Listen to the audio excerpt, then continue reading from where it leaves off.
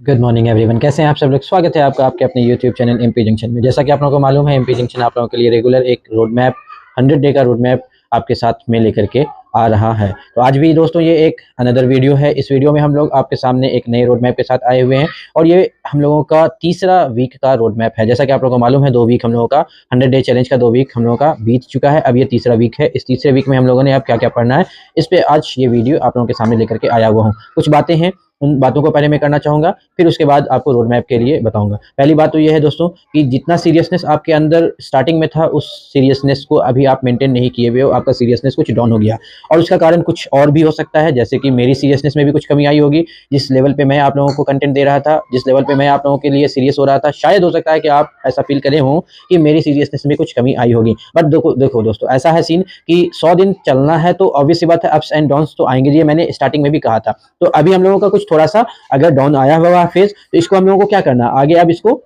अच्छा करना है। ऑब्वियस सी बात है, इसको बढ़िया करना है। अभी बहुत दिन है, 10 दिन 15 दिन। एक चीज यहाँ पे ध्यान में रखना है कि ये 10 दिन हम लोग एटलीस्ट अपने तौर पे सोचे तो। शुरू का पहला वीक हम लोग का बहुत अच्छा गया, ये सब लोग जानते हैं। दूसरा वीक जो गया है ये थोड़ा सा खराब गया है, ये हमें भी मालूम है। अब ये तीसरा वीक हम लोगों को अच्छा करना होगा।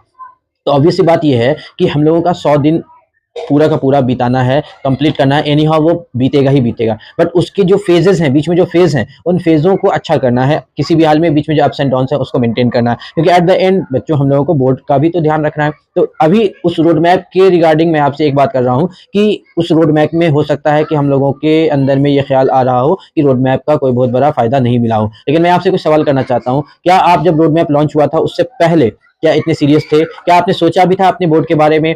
अब जब रोड मैप आया था, जो फर्स्ट वीक बीता था, उसमें जब आप सीरियसनेस दिखाया था आपने, क्या उससे आपको कोई 2% का ही फायदा हुआ था? क्या आपने सीरियसनेस अपने अंदर में दिखाया था? आपके अंदर में सीरियसनेस आया था या नहीं आया था? और जब ये तीसरा फेज गुजरा है, तीसरा वीक जो गुजरा है, जब इस वीक में आपका सीरियसनेस डाउन हो गया था, तो क्या आपने कंपेयर किया था दोनों वीक को? पहले वीक और सेकंड वीक को कंपेयर किया था, विच वन इज बेटर? क्या वो पहला रोड मैप जिसमें बहुत सीरियस थे वो अच्छा दिख रहा था आपको, या अभी सेकंड वीक वाला आपका जो मैटर था वो अच्छा दिख रहा था? अगर सारी चीजें जज करने के बाद में आपको ऐसा फील होता है कि हाँ, रोड मैप का प्रोग्राम आपके लिए कुछ इफेक्टिव था, 2% का ही आपको उससे फायदा मिल रहा था, तो लेट्स स्टार्ट अगेन। दोस्तों, मैं आप लोगों के साथ में फिर से एक बार आ रहा हूं आपके हौसले को बढ़ाने के लिए, आपकी हिम्मत को बढ़ाने के लिए। आर यू रेडी दोस्तों? क्या आप रेडी हैं? तो मैं आप लोगों के साथ में तैयार हूं। और ऐसा नहीं है कि मैं अपने अंदर के उस जज्बे को, उस एनर्जी को डाउन कर दिया हूं, या मैं आपके उस प्रोग्राम को ही खत्म कर दिया था और एक नई शुरुआत कर रहा हूं। नहीं, ऐसा नहीं है दोस्तों।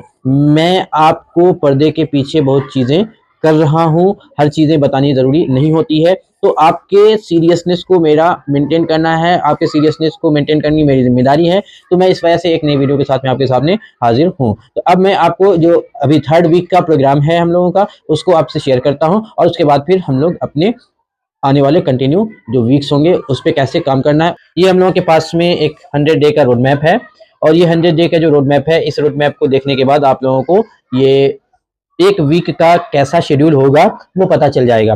तो ये थर्ड वीक का शेड्यूल हम लोगों का पीछे का 2 वीक हम लोगों का बीत चुका है, आपको पता होगा। फर्स्ट वीक और सेकंड वीक हम लोग क्लास 10th के फर्स्ट वीक में मैथ को, साइंस को और एसएसटी को देखा था, और सेकंड वीक में हम लोग मैथ, साइंस, एसएसटी और इंग्लिश को भी साथ में रखा हुआ था, कुछ अपनी तैयारियां की थी। उसी तरीके से आज ये हम लोगों का अगला वीक है, थर्ड वीक है। इसका रोड मैप आपके सामने लेकर के आया हुआ हूँ। अब देखिए, ये रोड मैप जो है वो क्लास 10th के बच्चे जितने हैं उनके लिए है, जैसा कि आप देख पा रहे हैं। और ये किन किन बोर्ड्स के लिए है, तो सीबीएसई के लिए है, जैक बोर्ड के लिए भी है, और स्टेट बोर्ड के लिए भी है। क्या क्या पढ़ना है इस वीक में, तो देखो, मैथ पढ़ लेना है, साइंस पढ़ लेना है, एसएसटी पढ़ लेना है, इंग्लिश पढ़ लेना और आईटी पढ़ लेना है। किस टाइप से पढ़ना है, कौन कौन चैप्टर्स पढ़ना है, सारी चीज़ें बताई जाएंगी। पहले ध्यान में रखना है कि इस वीक हम लोगों को क्या क्या कंप्लीट करना है।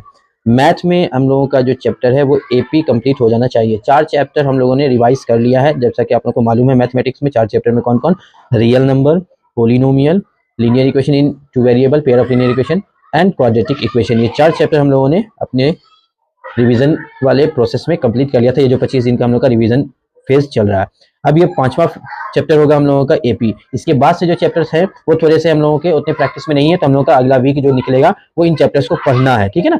और साइंस में जो हम लोग को पढ़ाई कर लेनी है वो एसिड, बेस, सॉल्ट और मेटल, नॉन मेटल, ये आपको कंप्लीट कर लेना है इस वीक।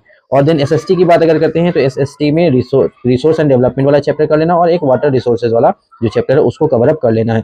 और एक लास्ट जो इंग्लिश है, इसमें आप लोगों को जो लिटरेचर पोर्शन है इसका 3 चैप्टर एनी हाउ आपको पढ़ लेना। लेकिन कौन कौन चैप्टर पढ़ना है, तो जो चैप्टर आपको सबसे ज्यादा पसंद है आप उस चैप्टर को पढ़ सकते हैं। आईटी की बात करते हैं तो सिमिलरली वही 2 चैप्टर आपको पढ़ लेना है जो चैप्टर आप सबसे अच्छा पसंद करते हैं। ठीक है, बात समझ में आ गई। अब यहाँ पे बात एक चीज आई कि बुक कौन सा प्रीफर करना है। तो बुक के प्रेफरेंस के लिए देखिए मैंने सीबीएसई और जैक के लिए अलग अलग सजेस्ट किया हुआ है।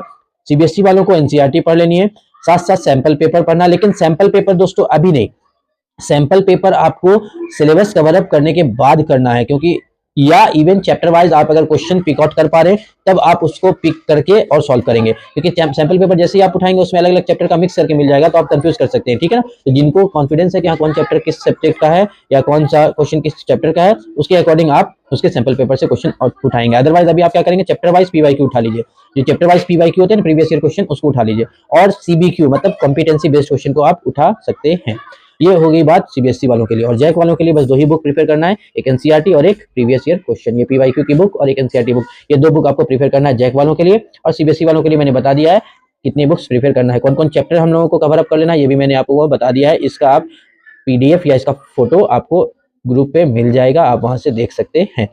रही बात ध्यान में कि आप लोगों को ये जो रोड मैप दिया गया है इसमें आप कितना ज्यादा सीरियसनेस है इस पे बात करनी जरूरी है। अगर आपके सीरियसनेस में कोई कमी आ रही हो एक बार मुझे बता सकते हैं, आपके सीरियसनेस में अगर थोड़ा सा डिले हो रहा हो तो आप मुझे बता सकते हैं, हम लोग कुछ नया इनिशिएटिव भी लेंगे। कुल मिलाकर के दोस्तों एक ही चीज़ है जिस पे बात करनी है, और वो है कि आप अगर पढ़ाई करेंगे, आप अगर सीरियसली पढ़ाई करेंगे बच्चों, आपका रिजल्ट अच्छा होगा ही होगा। मैं आप लोगों से एक सवाल पूछना चाहता हूँ, क्या आपका ऐसा कुछ दिन गुजरा है, एक ऐसा फेज गुजरा है जिस फेज में आप केवल और केवल बोर्ड के और अपने एग्जाम के बारे में सोच रहे हो? क्या कोई आपका ऐसा फेज गुजरा है जिस फेज में आपने अपने रिजल्ट पे हमेशा फोकस किया? ऐसा कुछ आपने सोचा क्या मुझे करना है, ऐसा आपने कभी सोचा? या मुझे नंबर लाना है, ऐसा कभी आपने सोचा कि हाँ मुझे 90% चाहिए, मुझे माइलस्टोन अचीव करना ही करना है, ये जो माइलस्टोन 90% का इसको मुझे एनी हाउ अचीव करना है? क्या कोई फेज आपका गुजरा है? अगर आपको ये फेज गुजरा है, आपने अपने अंदर में इस फेज को महसूस किया है, तो चलिए फिर से एक बार नई शुरुआत करते हैं